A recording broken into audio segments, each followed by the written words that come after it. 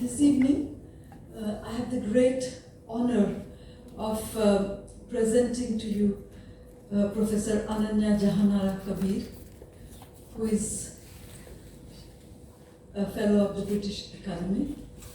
She is Professor of English Literature at King's College London.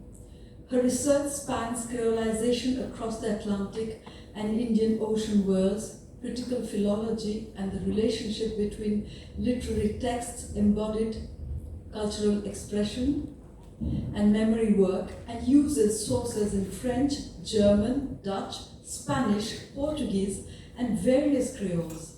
Professor Kabir is the author of Paradise, Death, and Doomsday in Anglo-Saxon Literature, 2002, Territory of Desire, Representing the Valley of Kashmir, 2009, and Partitions Post-Amnesias, 1947-1971, and Modern South Asia, 2013. During 2013 to 18, she directed the ERC, Advanced Grant Funded Project, Modern Moves. She's Fellow of the British Academy, as I said before, and has been awarded India's Infosys Prize in the Humanities and Germany's Humboldt Research Prize. In 2024, Professor Kabir is developing a new project, Fort Creole, in which Pondicherry and its creolized histories will play an important part. So, we now understand, as I have just said, that Pondicherry is going to play an important part. So, this discussion about Pondicherry, a creolized and creolizing island. Before I say anything else, I truly hold my heart's admiration for Ananya, for all that she has achieved, for all the wonderful positions and all that she has to her credit. And I'm really happy that she has come to our place, Pondicherry, to tell us something. And it makes me very happy that she's so curious about this place which we love so much and where we have lived, where we live and work. And we'll be so happy to know from her what are her thoughts. So over to you, Anna. Thank you, Sunaina. Hello everybody, bonsoir. Happy to be here. And thank you for joining me, because I know quite a few of us have been in this conference, intense and very productive conference for the past few days, and you have still come along, so really grateful. And I'm grateful to the director of the Alliance Francaise for this space and opportunity, to Sunaina for hosting me. I want to say before anything that my relationship with the Alliance Francaise is very, it's a very important part of my formation. When I was in Calcutta, before I left for the UK to do my MPhil in Oxford, there was 1 year I finished my BA, and I had to wait for funding to go. I had admission, but I needed the cash, so I was waiting. And I enrolled in the MA in Calcutta University, but actually what I did that whole year was hang out at the Alliance Francaise in Calcutta. And it was a cult. There was a sense, that if you had to do anything in your life which was bigger than just the obvious, you had to do two things. This is interesting for the EU project. You had to learn German at the Maxwell Bhavan, and you had to learn French at the Alliance Francaise. And I'm very happy that before I left for Europe, I did both these things, And the 1 year in the Alliance was very eye-opening. We met so many people. This was, 1991 to 92. It was before smart phones, social media, internet. And the Alliance was a hub for us to broaden our horizons. Of course, it was exciting to learn and practice French. We didn't even know if we were to go to France, but it was like a window. So it's very meaningful, to be here. And we are, all of us, I think, grateful for the opportunities we continue to get from this institution, globally, but particularly in India. Now, of course, Pondicherry has a very deep connection with such an institution because of the relationship with France. And I thought I would begin, we wanted to have a conversation today. We didn't want to have a talk where I would go on for 40 minutes about my analysis and my research. Rather, I would love to maybe read out a little bit, a small section of some of the work I've published on Pondicherry, and I will leave that as a stimulus for you to ask me some questions, and then we will open up to the audience, if that's okay. So, what I wanted to read out to you is from an essay I wrote called Creolizers, Collaborators, Tastemakers, The Curious Case of the Weavers of Thieu.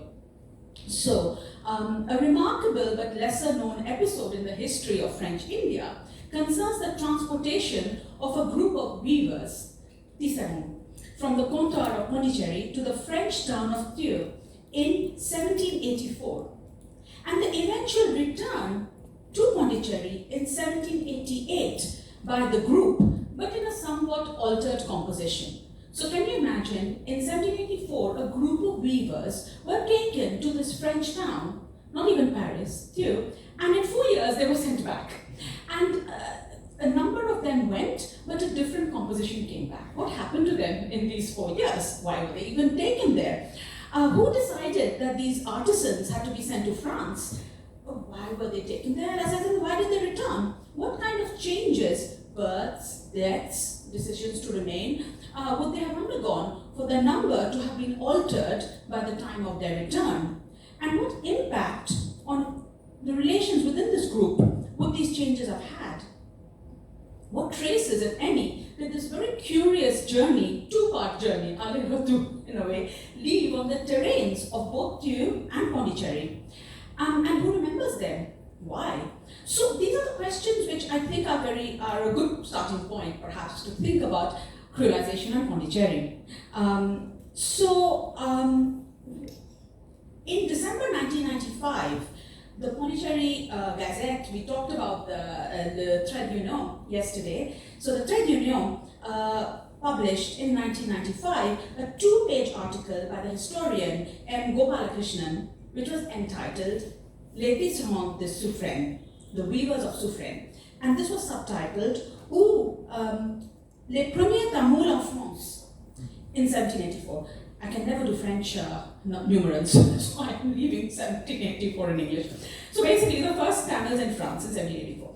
And the author, Gopalakrishnan, translates an account by the Tamil chronicler Viranaikar II, who recorded that on the 21st of July 1788, this group of weavers, composed of men, their wives and children, 50 in total, arrived in Pondicherry, obviously from some village in the vicinity, the hinterland. They arrived in Pondicherry to be taken by ship to Malta on order of no less than Admiral Suffren, whose street, we are on here. And why were they taken? Because Suffren had this idea that perhaps they can teach their craft of weaving to local artisans in France with raw materials in France. And they were people, they were artisans. Why? We've been talking about this in the Kalapani Crossings conference. Why do people leave and try something new? These artisans were clearly also responding to a set of motivations. They did go. They said, okay, we leave for a foreign land. And they went. Now, Gopalakrishnan is very interesting. He gives a context. This was the time where this entire Coromandel coast was absolutely ravaged by inter-imperial rivalries. So it was not just the French who were here, there were the Dutch, the British, the Danes, and they were all battling over little pockets of land up and down the Coromandel coast.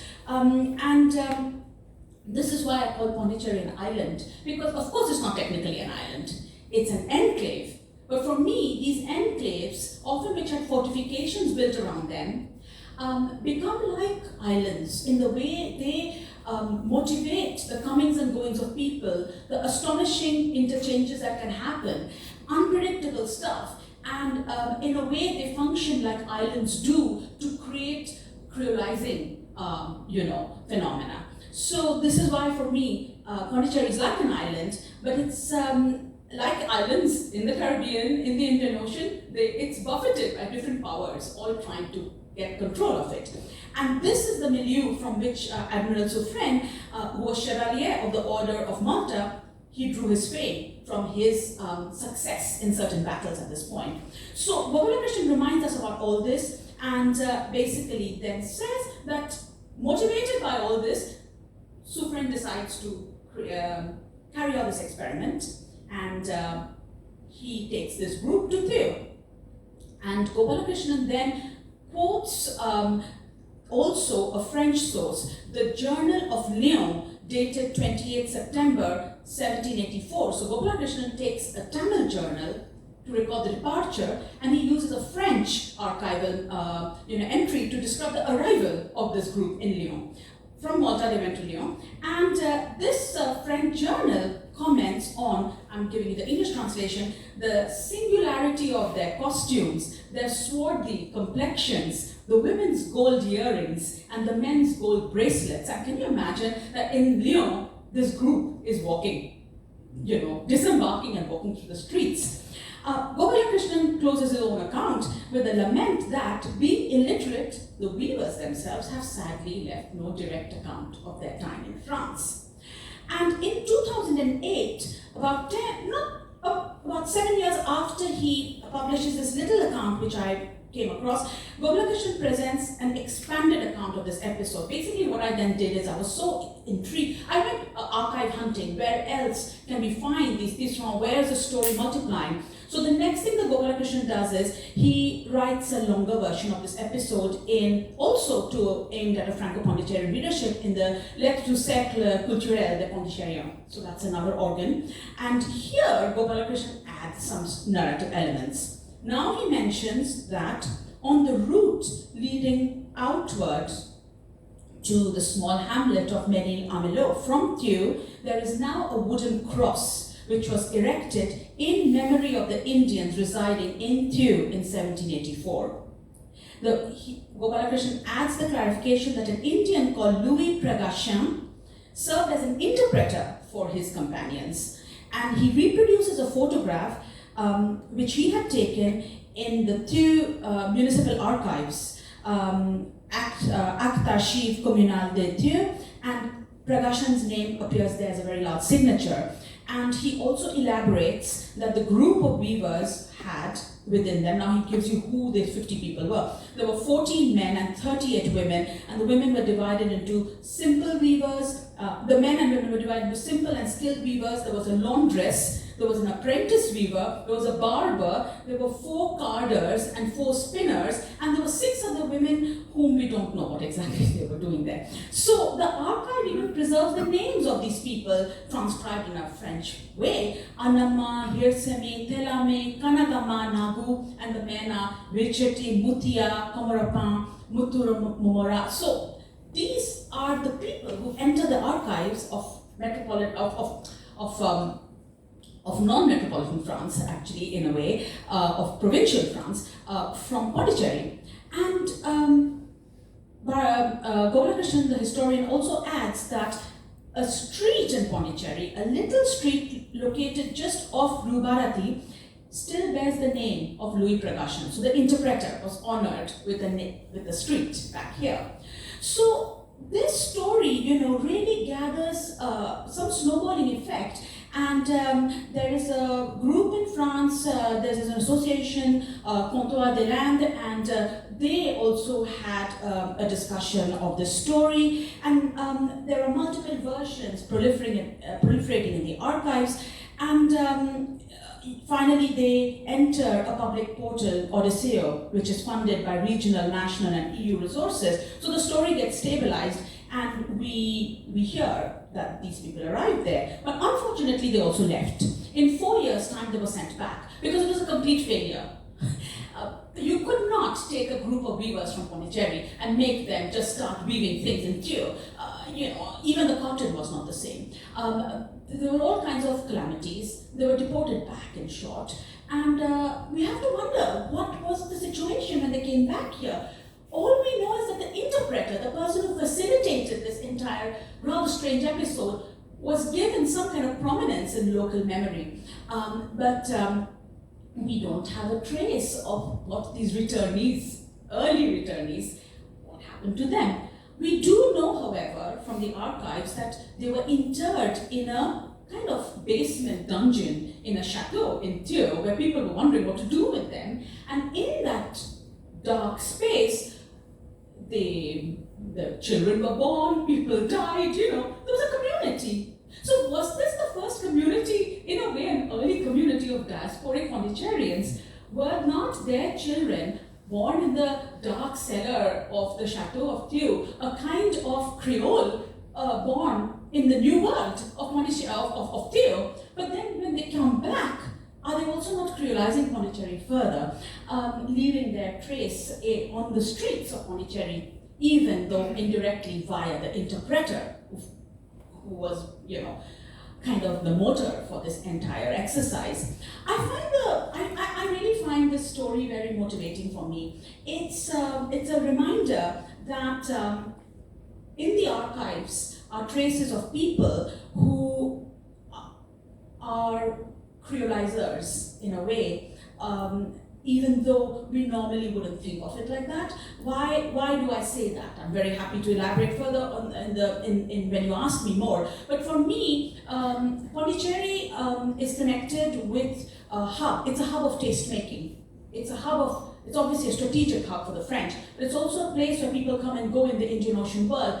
It's an entrepot for things to move through, like the textiles, which these weavers are obviously adept at creating. And the Europeans in Pondicherry also then become conduits for taking materials from Asia to Europe, circulating things, and tastes come back. Furniture, for example. The material goods of the modern world are created through places like Pondicherry, the taste for certain things. But the weavers remind us that people also moved, and people came and went, and the response of people as agents of creolization remains very unpredictable. People didn't think that they would only stay in Thieu for 4 years. You cannot really predict what happens when people move. And movement is comings and goings both. And creolization happens when these movements keep happening, keep occurring in a cyclical way. So I'm going to pause here and I'm going to hand over to you so that you can ask me some things. Yes. So the word creolizing came several times. So I'd like you to define for us what you mean by Creole and creolizing.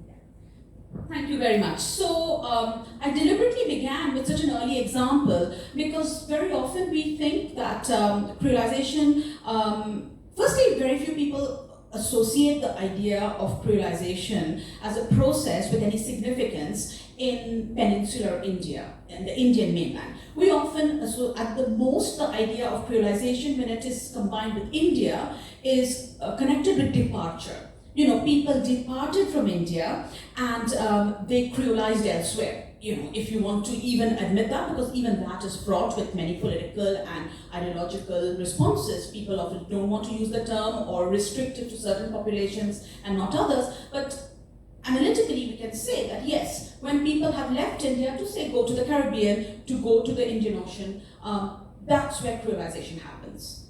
But creolization for me is something that happens when unpredictable forces bring together groups that wouldn't have met before in spaces that act in an island-like way as constricted, spatially constricted hubs where people can live close to each other in proximity, and sometimes violence is involved, but often accommodation and negotiation as well, so there's always power play between different groups holding different advantages.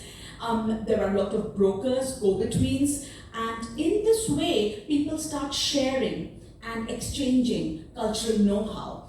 And what happens in that process is what I call creolization. Now, Creole groups are also formed out of the process. And indeed, Pondicherry has Creole groups.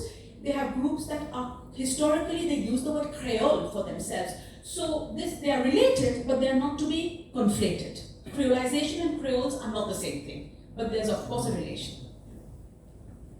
So in fact, when you say creolizing or creolization, you mean the coming together of two cultures and what comes out of this combination of two cultures, a third product which comes out, which is a combination of two cultures. Is that what you mean? Because in fact, here when we say Creole, as you said now, we mean that community which, like the Anglo-Indians, was descended from the French, where there was at least one ancestor who was of French origin, and their descendants.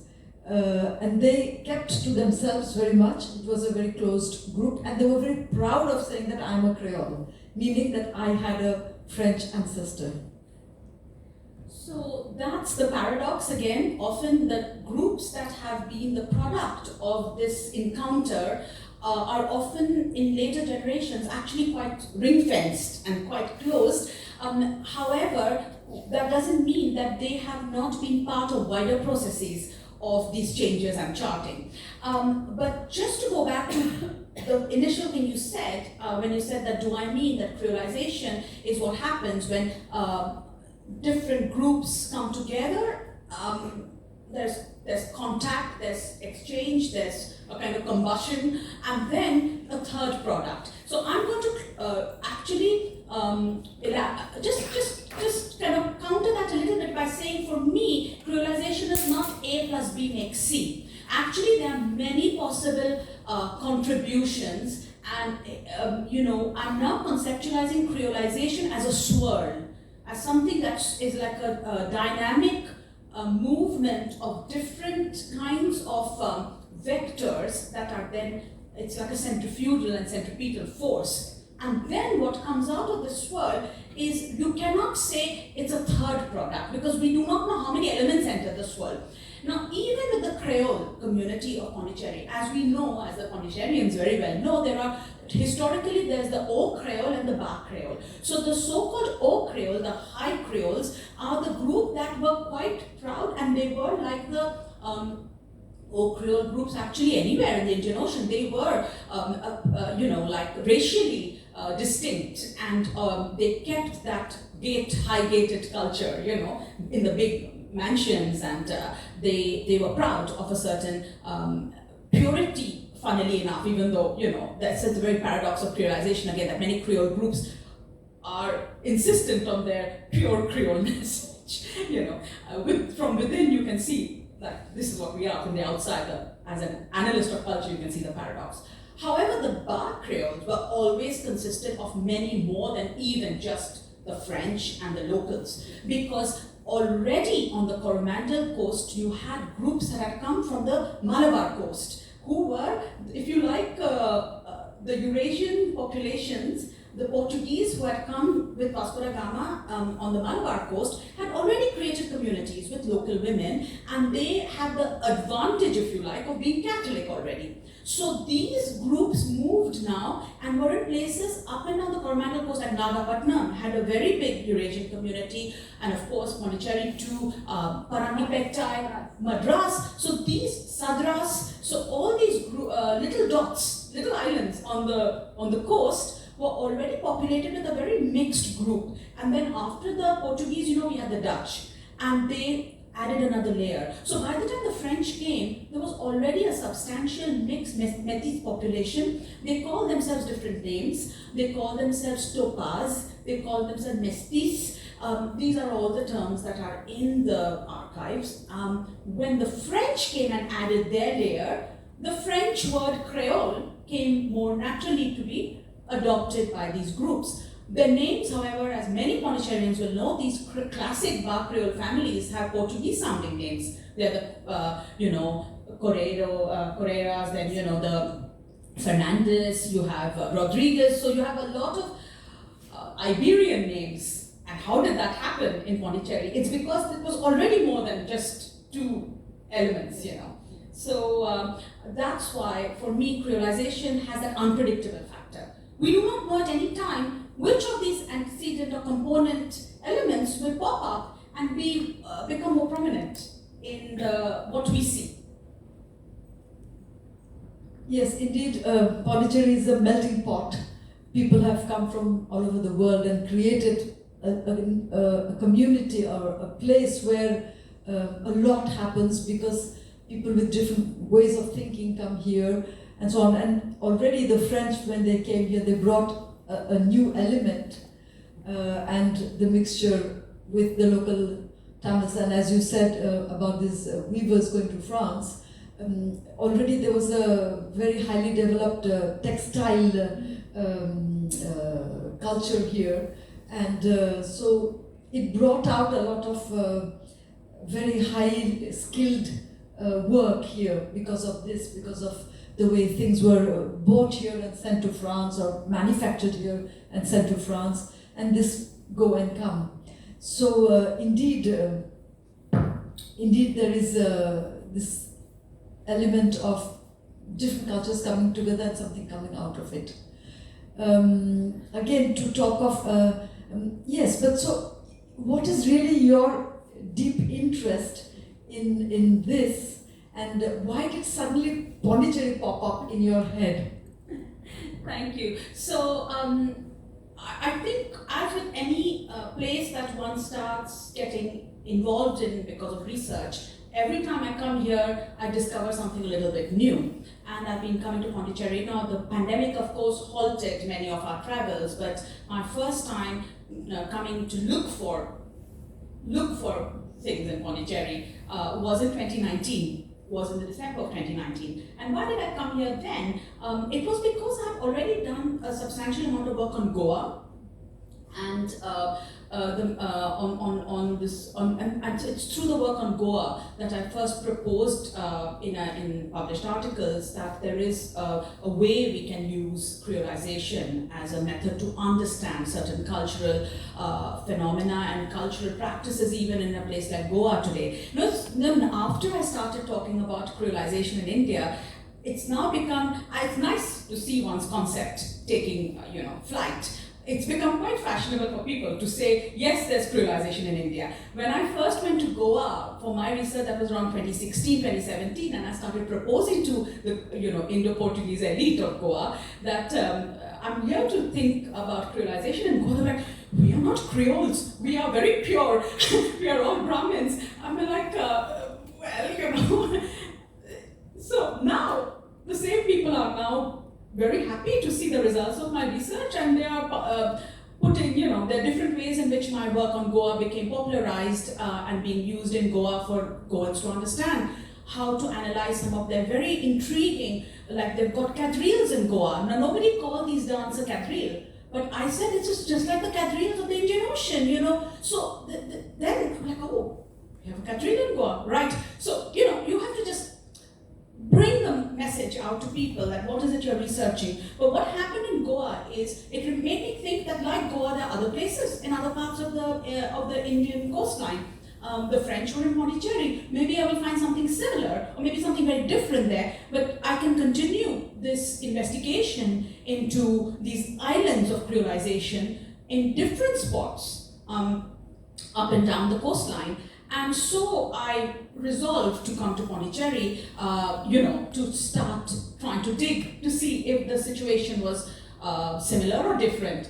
And now I'm also in Kochi working with, so it's just like, again, these little islands are being joined up now. You were in Calcutta, you said. Did you ever think of Chandanagar? Because Chandanagar is closer to that. What have you found in Chandanagar? So sometimes you have to wait the longest to go back home, or closer to home. Chandanagar, of course, was very much part of our understanding of what our backyard was in Calcutta. In a sense, people, of course, we were always aware that Chandanagar had a French heritage, but we were also aware that Bandel has a Portuguese heritage, Chinsura has a Dutch heritage, and and Sirampur was Danish. So we knew these things always. It was never like, again, now I'm very happy. There's a lot of interesting heritage work being done. But I think we were not really told how it all joined up, that Calcutta, I now understand, as we know, was created by the British as a counterpoint, as a rival to those older establishments on the other side of the Hooghly River, of which Chandanagar was one. So for me, Chandanagar, the difference between the situation in the Hooghly and say Pondicherry, Tranquebar, Kochi, etc. in the south of India is that it's extraordinary how closely packed the enclaves on the Hooghly are. Today, if you go to Bandel, you take a cycle rickshaw and you're in Chandanagar in half an hour. You take the cycle rickshaw, you're in Chinsura. You know, it's so close, and that's what is fascinating, that these different enclaves on the Hooghly were definitely, again, there was a porosity, there was interchange, rivalry, as well as sharing. So Chandanagar, for me, of course, it's an outpost. It's a very grand, it's an ultimate, rival to the British, ascendancy in Bengal, and some of its architecture has that high colonial grandeur. But I'm really interested in the earlier history of Chandanagar, when it was there was still, figures like Anthony Firingi. Yes. Is a very good example. Maybe you want to. Yes. Actually, Anthony Firingi is a very well-known figure, also because a film was made on him, and I have to admit that I came to know about Anthony Firingi because of the Uttam Kumar film, and my interest in him went there, and I always thought he was of French origin because it said Firingi, but when I saw Srijit Mukherjee's film, I realized that in fact he was Portuguese, and that's when I realized that before the French, there was the Portuguese presence in Chandanagar, and that in fact it went further back, further earlier than French. There was already something. Just for all the people here who are curious, so Anthony Firingi is a folk figure from Bengal, associated with all those clusters. So he is called Firingi, which is the same word as, I think the Tamil word would be Parangi, at least the Malayalam word is, but it's the word for foreigner, which comes from the Arabic word for the Franks. So it goes back to the Crusades, actually. So the Firingi, which now in different Indian languages was a Firang, it just means a foreigner. But Anthony Firingi was this folk figure who is associated with a genre of debating poems and songs which are sung in Bengal, where you kind of like duel. One person will sing something and then your rival will sing a response, and often they're about some very highfalutin matters of theology and cosmology, but it can also be about very normal things. Like in some of the songs, Anthony is berated for wearing a top hat and shoes, so he's become European. So the interesting thing about Anthony is he's totally Creole, in my opinion, because he's called Anthony, which is of course a European name, Firingi, he's some kind of a white man, but nobody knows in the folk legends where he is born. Some people say his father was Portuguese, some people even say his father was Dutch. But everybody knows, he was born so people don't know where his father was born, some kind of European, but Anthony was born in Forashdana, which is a part of Chandanagar, which in Bengali means the Dana is what a grape. Yes, so it's like a toponym of the French, Forashi. So he's very associated with different elements of that landscape, and he's kind of a composite figure himself. And so it's really interesting to know if there are any such figures in Pondicherry. I wouldn't be able to tell you like this off my head, but there were quite a few, people born of relationships between French men and Indian women. But you see, Anthony Firingi is well known because he became such a unique figure, because this debate about which Ananya just said is actually improvising poetry. You improvise on the spot to counter what your opponent has just said. And so he has become a literary figure, a cultural figure, but I don't see, just like this off my head, anybody like this in Pondicherry. But it is true that a lot of the high Creole did have a very high French culture, and I don't know any equivalent of Anthony Firingi. Actually, what Anthony Firingi stands for me is this, again, improvised and like very brilliantly creative dimension of creolization. And we may not find a figure like Anthony in Pondicherry, but I certainly think that spirit that he embodies is very much present in Pondicherry. So, what has also, so of course I came to Pondicherry in 2019 looking for some evidence or some material through which I could advance my research, but in the course of my research, I of course have come to know a great many Pondicherrian creators, creative people, some of whom are in the audience, and I'm very happy that they've come. And what interests me about people who are creating culture in Pondicherry today, such as Penna Hathier, he's here, he makes these really interesting saris. Now, you are able to depart from the standard model because you have some sort of an energy, and you know that the space you are from has already departed from the standard model, And this is the other idea of the island, because Pondicherry became more and more an enclave. We know that because of the history of how these comptoirs became kind of restricted spaces. But that very restriction allowed a certain kind of creative energy to become more and more, accelerated. And possibilities were emerging which maybe could not emerge in other parts, other non-islanded places.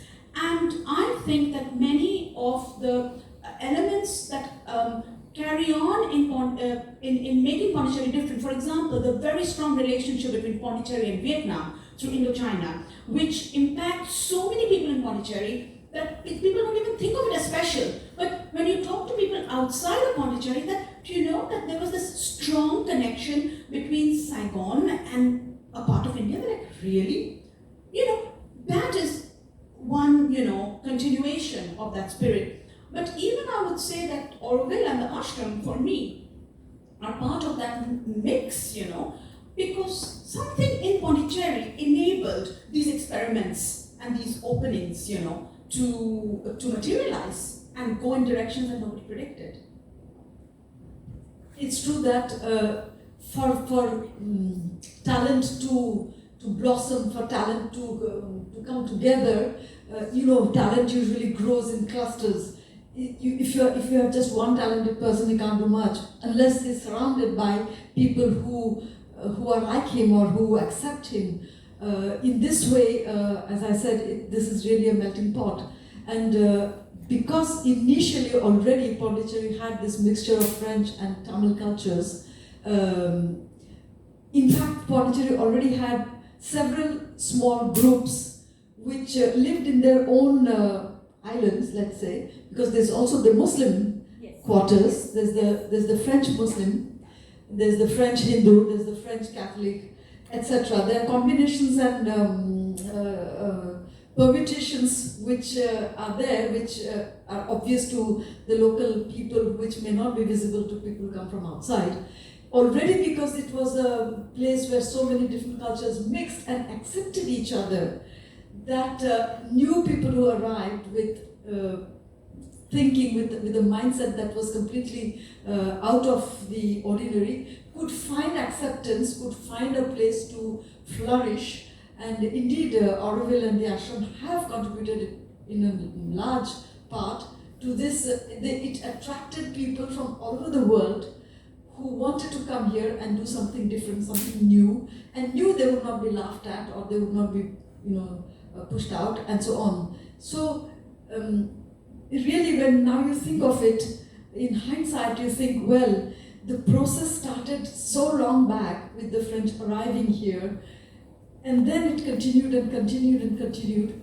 Of course, the very fact that this was a French comptoir and that the French, it was being governed by the French, it allowed for the fact that Sri Aurobindo came here and he could stay away from the British here in peace, in the same way that those who were fighting the freedom movement could go to Chandanagar and be at peace because it was an island where the British could not lay their hand. So, in fact, the French in that way facilitated this movement from all those who were against the British to find a place where they could be at peace. And that again brought more people who were then attracted to this other line of movement which started with them. So indeed, one thing led to another, And it has by now become a place where people come because it is so different. And there was a time when people came because of Auroville or because of the ashram. Now people come because it already is a place which is a free thinking place. Actually, that's right, because that's what I mean about this accelerating effect. And I have another very good example of another creative person that I've interviewed and I'm very interested in from Pondicherry to illustrate that point. But before that, I do want to say though that for me, the way we are talking about culture in Pondicherry, we could not use the word creolization. We could just say it's a melting pot, hybrid space. But I insist on using this term personally. I mean, it's also a term that I use in my work because I think for me it's also an important reminder of the violence. Because after all, these things did not happen without a foundational violence as well.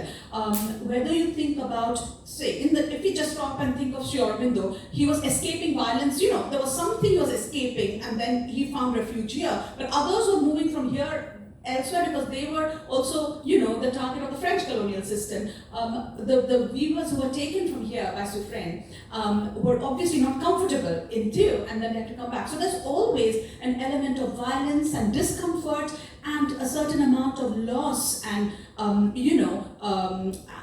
there are the negative parts also, and the word creolization, I think, comes in a package which does not allow us to forget that. Yet, despite all that, we have for me, the image of these people walking through the streets of Lyon with their glittering gold ornaments, that is a flash in the archive, that tells you that there is something radiating from the darkness. And that is also the other side, which creolization as a term captures for me. There is community being formed, there is joy, there is a sort of like, yes, we can do anything because we lost everything, or we can do everything because we are in a new place and let's just try something new. So that is the freedom that you are talking about. But I do want to say that we must not forget that there were also the seam of violence that is going always there. And maybe that's why the creativity is more exciting. I mean, the person I was thinking about is Naushad Ali. Everybody may have passed his shop. I'm very kind of like a follower of him as well. Initially, I thought that he was perhaps from a Muslim family from Pondicherry. Like there, as you say, there are so many of the local Muslim mercantile families of Karaikal, but he's not coastal at all. His family is from the interior of Tamil Nadu. And he said the reason he came to Pondicherry was because his sister came here for her medical training, and visiting her, he was exposed to Auroville and all the creativity coming out of, and he also is very influenced by the minimalist aesthetics of the ashram. So all of that goes into his creativity, and it's quite interesting because he is not born in Pondicherry. His family is not at all linked to Pondicherry, but he has affiliated himself with Pondicherry because of that magnet-like attraction that the place obviously has, because it allows you to be something that you may not be elsewhere, and you see other people doing the same around you. Yes, we see that more in fields of creativity, art, and music or theatre or whatever. Indeed, Pondicherry has become a hub of many cultural activities. But this, I feel, if you step back when you speak of the violence, I think that had it not happened in this way, had it not happened with the French coming and settling down, it would have taken many more years for this blending of cultures all over the world to happen. I think when it happens in a violent way, it shortens the time it would have taken for people to come to know each other. Only when they have lived here that you understand them as other fellow human beings, people who have never seen other foreigners, they always think, oh, this, the fear of the unknown, they must be horrible, they must be bad, they must be against us. It's only when you have lived together in the same space that you understand each other as fellow human beings, and you understand there are many things we have in common rather than many things which divide us. And ultimately, probably in this way the world will come together and we will go towards this ideal towards which we move, which is the human unity. Whenever I speak of that, people say, oh, it's an impossible dream. It will never happen. The world is just falling to pieces. Everybody's fighting with everybody. Yes, but it will happen inevitably because everything is there to also bring us together, to understand each other. A lot of people say, oh, the British came to India, they colonized us, they ill-treated us, etc., etc. But it was good. It was good they came, it was good they left. Because they brought us together. Had it not happened that way, we would probably not have all come together to fight against a common enemy. It probably hastened this thing of people coming, of different cultures, coming together and knowing each other. You know, ultimately as it goes, as you say, this swirl will go on and on and on until we all know each other from close quarters, and it will perhaps bring us to a future where there'll be fewer wars, much less hatred, much less anger towards each other, and perhaps all this is a small part of something much bigger. Well, that's a very hopeful way to hope. I think we should also look to the audience and see if there are questions. So it's a hopeful note to end on. But I think, of course, we can say that arguing counterfactually to say that could have not happened. You know, we can speculate. But what you were saying, in a way, did strike a chord with the way I think, which is that we're all, in a way, victims, but also products of modernity. You know, modernity has shaped all of us, and colonial rule was a part of that modernity. We can have our judgment on the losses that we suffered culturally because of it, economically for sure, but you know, we can't turn the clock back, and we also must recognize that certain processes were unleashed of which we are all part. And you know, I mean, I teach, I research and speak and use and teach students how to use the English language, you know. And some people could say that that is a colonizer's language. I mean, you know, we are now in India and, you know, it's post-colonial for many years now. And I think people use English in ways which are completely their own, in different ways. Wrong, right, it doesn't matter. And for me, it makes me feel it's something I love. I don't think that the language was imposed on me or I suffer from it. It gives me a way to be in the world, you know. And so I'm sure that people would say similar things about French or about Dutch or whatever it is that, you know, has the language that has come to them because of these processes. So the image I'll end on, though, is one of food, because I think that that is also something that brings us together and sustains us. And if we all enjoy having bread in amongst our, we don't stop eating rice, you know.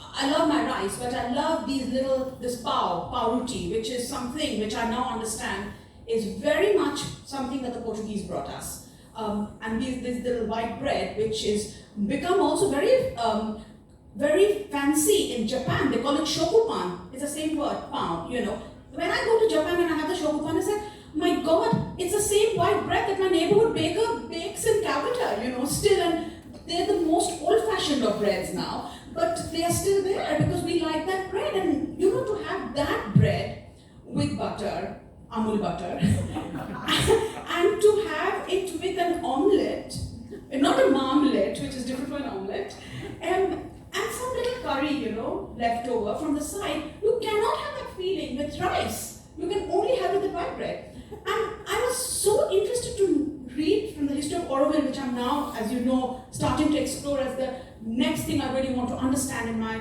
global understanding of Pondicherry. The bread in Auroville was also, the bakery was very important. And that bakery was also created out of sheer necessity because there was nothing there. So this idea of creating something out of necessity, but also using templates that have worked in the past, this is why there can be no ground zero of creolization or a teleology that we are progressing towards an end. We just have watersheds and cycles and moments. And certain things become really beloved and cherished of people. However it came to them is not the point. there's a use for them now, and they're developed in ways that, again, were unexpected. So I think I'll end on that note, and maybe we should open it out. Yes. Rajendra, do you have another mic? Yes. Please, yes. Would anybody like to ask a question?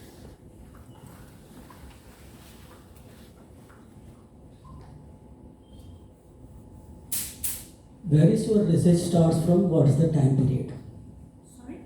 Your research from where it starts from? What is the time period? The time period. I would say that my interest in creolization, definitely the frame for it is the arrival of the kind of formal arrival of Europeans on the coastlines of India, which would be the Portuguese. 1498 is when Vasco da Gama arrived in on the Malabar coast. So I would say that is my frame. Is it the same title for your research paper or is just for the today's event?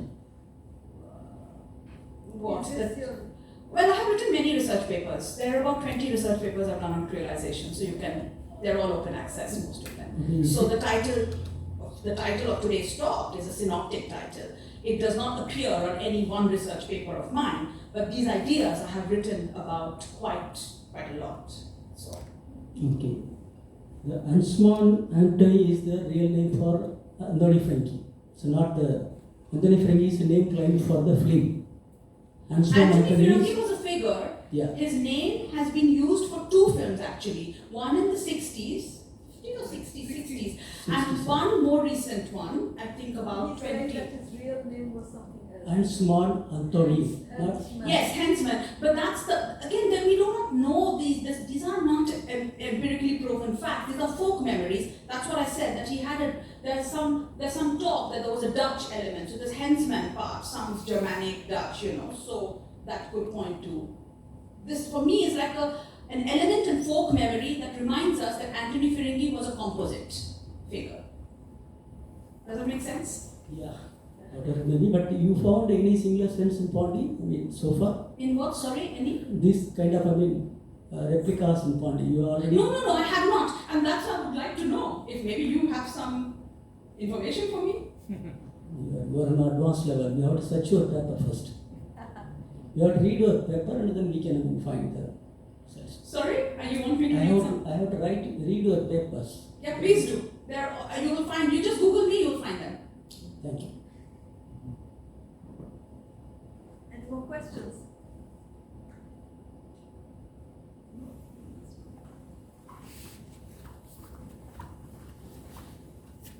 Thank you so much.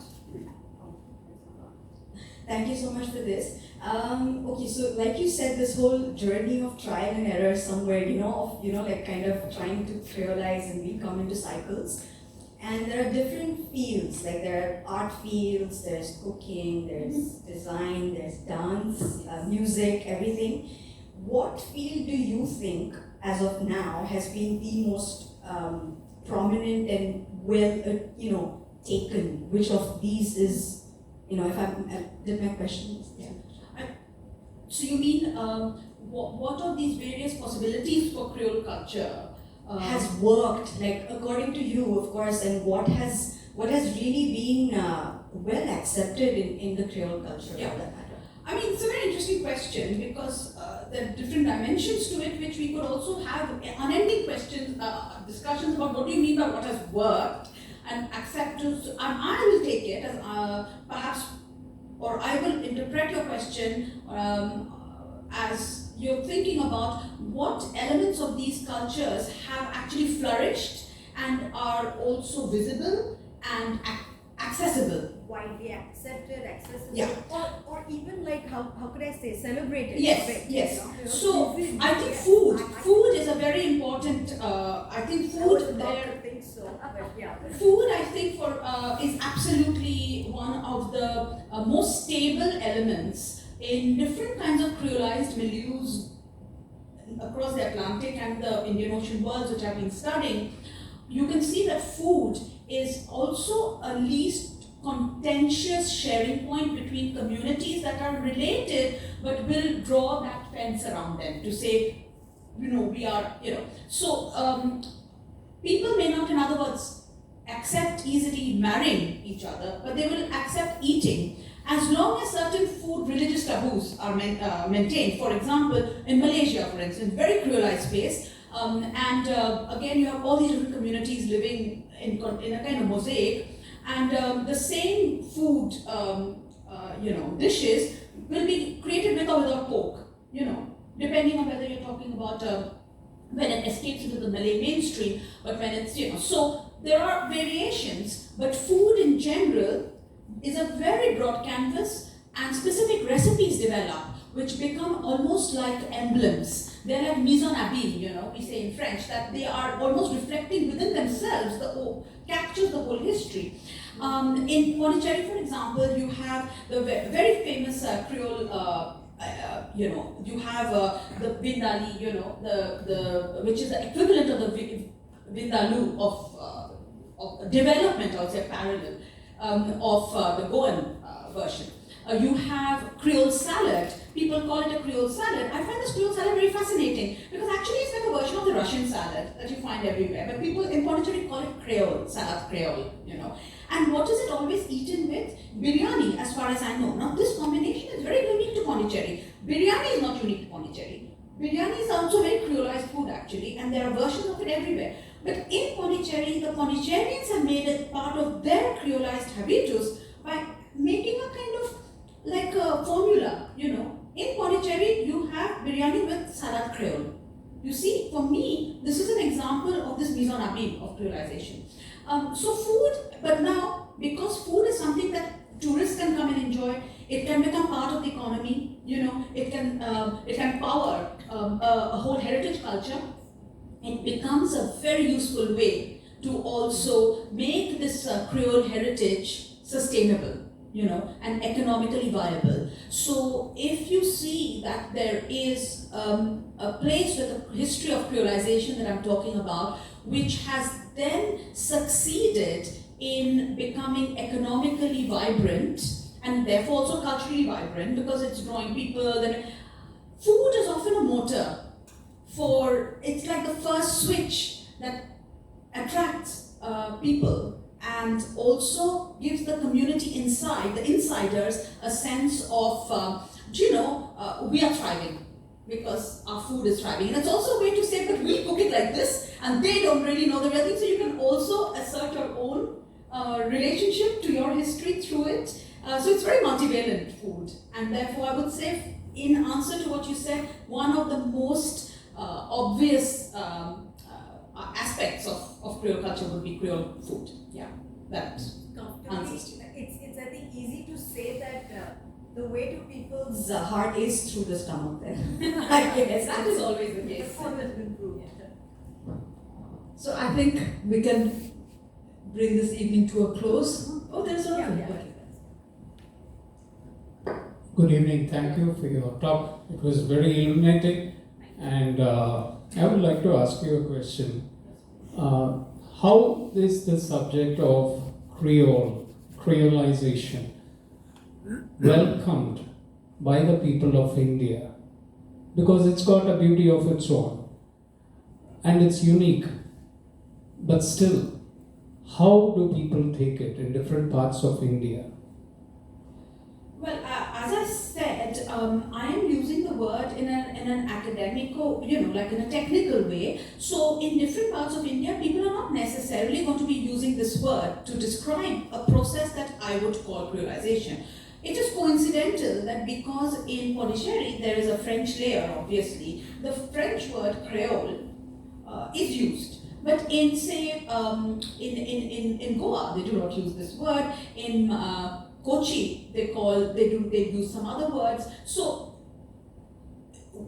there is perhaps no widespread linking of a certain kind of culture with this word in the popular imagination. However, in the research that I've done, when I'm talking about it, it has become something that people feel really works. People think that, yeah, this is the word we need to explain why certain things in India are the way they are. If you look at India as a whole, now what are these things? If we are talking about certain kinds of food, we are talking about certain kinds of lifestyles, we are talking about Sorry? exotic, if we can call it. Well, I don't think we want to call it exotic because it is exotic maybe to, I don't know, somebody who is from the hinterland, you know. The people coming and taking selfies in Pondicherry like there's no tomorrow. You know, why are people taking so many selfies of themselves in Pondicherry? This is because they are seen, but they can be something else, you know. That a new version of themselves is being captured by them. They will always take a photo of themselves against these windows. This is a part of Creole architecture, you know. So for me, what you're saying is a really important question. These cultures of these islands have not remained absolutely sealed off. Islands always are connected to other islands. So there is this archipelagic kind of network through which these cultural forms did travel to other parts of India, even in the interiors. For example, there is a close connection between the Anglo-Indians and the Creoles. Okay, we can talk about that at length, but there is a cultural connection. And where did the Anglo-Indians in the British period move to? They became part of railway colonies. Then the railways were like like rivers. They were taking this Creole culture to the hinterland, to the inside. So it's best to think of these cultural formations not as spreading all over India in a uniform way, but like sneaking up and interrupting certain other ways of insisting, you cannot do this. The taboos, the prevention of mixing, the certain hierarchies of caste. There's so many things that people say, this is India. And when you look at these other ways of being Indian, that's the answer, that no, there are alternatives. And maybe people find these exotic, but in a way I find there are also alternatives and possibilities for them to fashion themselves in another way, which is particularly important as we know at this moment. Yes, yes. We need alternatives. And this is why these islands are actually quite important. Yeah, it is really a challenge. They may feel it as an onslaught on conservative people, but still then it's got a beauty of its own. And that beauty is what actually enables people to want it, even though it could be an onslaught. You see, so that's the silent advantage. When you say creativity, it's a blending of many factors. Yeah. So this part, the blending of cultures, gives rise to a lot of permutations and combinations, like you said, food, style, everything, like even the language. Yeah. And my suggestion is, rather than this remaining in an academic circle, which has to be there, if anybody could bring out a book in a layman's language, in a simplified language, so that we can create an awareness and they can appreciate the beauty of the blending of all these cultures. I'll happily rise to It's that my challenge. humble suggestion, because I am interested in this creolization. I used to read a lot of articles and everything, even yours, I've read it online, and I find this as a good platform to put forth my idea. Thank you very much. I'll definitely, I hope we all, as academics actually, many of us really would love our work to be publicized and read beyond academia, but the challenge is to write and present it in a way that everybody can accept and understand it without, being specialized in academic reading. So hopefully we can work on that. Thank you. So I think we can end this evening's meeting here. I thank Ananya for having given us your precious time after this tiring 2 days that you have spent here. Even though it was such a brief visit, I hope you have found something still to go forward with your research. And thank you all for coming here this evening to listen to Ananya's talk and to see her point of view, because those of us who are here, we can't see how others see us. So thank you for having come here. Thank you. Merci.